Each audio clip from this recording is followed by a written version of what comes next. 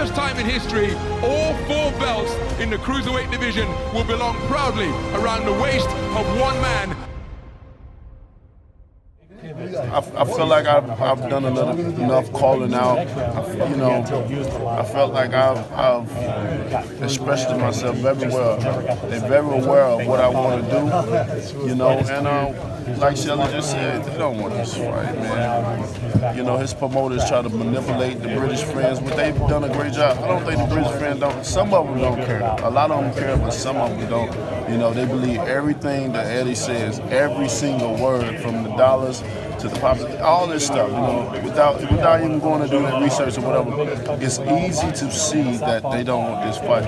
And as far as I'm concerned, it's USA against UK. So more he's talked, the more his people behind him, the more my people should be behind me and make this fight, demand this fight right now, especially after this fight, because after fighting Luis Ortiz, there's no other craftier fighter in this division, and they know this. This fight right here definitely solidified myself. How did his fans, when you're in the arena, when you were there for the Klitschko Joshua fight, how did they treat you? How do you expect them to treat you when you walk in this time? I mean, some greeted me well, and some was assholes, But I expect that, especially when you under the influence of alcohol or any other drug, you're gonna act a certain way that you probably don't know how to act to, and especially the ones that was drunk, they acted in a certain manner that shouldn't be acted. But this is boxing. I done met a lot of guys. I done been in a lot of places in boxing, and I done seen some of the weirdest people in boxing. So we're used to it. I don't let that stuff bother me. If they want to act a fool and they want to conduct themselves in that manner, then let them. You know what I mean? It don't bother me. As long as nobody don't touch me or break my piece, I'm fine, because I'm definitely a real one. I don't play around with nobody. My last question: if he wins the fight and he gets in the ring as he did last time, and he starts talking to the crowd and says, "Hey, Deontay Wilder's ringside. How would y'all like me to bring him here for his next fight?" Would you go there and fight him? Baby, you already know the answers to that question. Like I always say, when I'm about to go to Russia, you know me. Like I said, my title says the heavyweight champion of the world. And with that being said, I defend my title anywhere in the world. I believe in giving people the opportunity to not only just come to America, but to stay in their own home. Let's save a little money. It feels good to be able to have people to save money and be able to come and fight in their country, or come and fight, whether in their city or state. Where they don't have to travel. I don't want people to always have to travel and spend money on flights, hotels, and then tickets. Sometimes it's good to just stay at home and just buy tickets and be able to enjoy a fight. And that's why I'm willing to fight anywhere in the world. That's just how I'm a people's champion at the end of the day.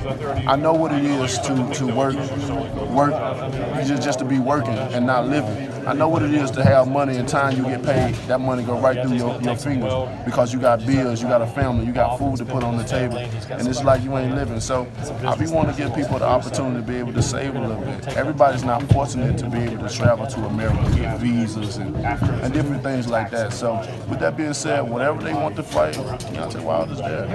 I ain't worried about referees, I ain't worried about judges. Most of these fighters, they get in this superstition stuff and worry about the wrong thing instead of believing in themselves, believing in their heart that they are a killer, believing that they're going to accomplish anything they set their mind to.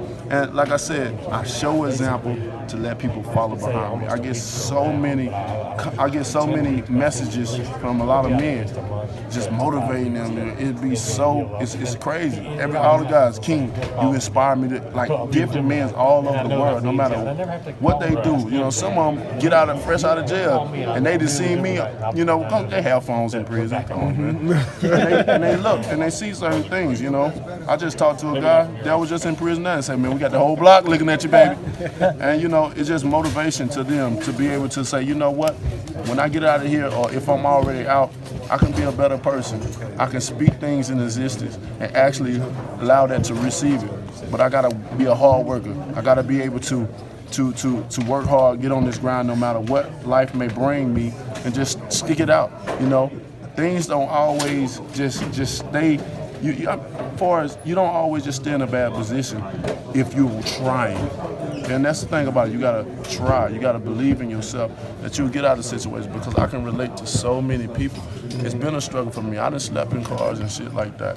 I done worked and after I get finished paying the rent, I don't have nothing but $30 to feed my family. We ain't got no groceries in the house. I know what that feels like. I still know how much milk is. You know what I mean? You know, my reality hasn't been any different. You know. I'm a people's champion. Still does his own yard work. Still does all his own. Watch my own cars. He doesn't have a staff. I enjoy that stuff. I'm a straight country boy, and I enjoy that, man. Howie. In history, all 4 belts in the cruiserweight division will belong proudly around the waist of one man.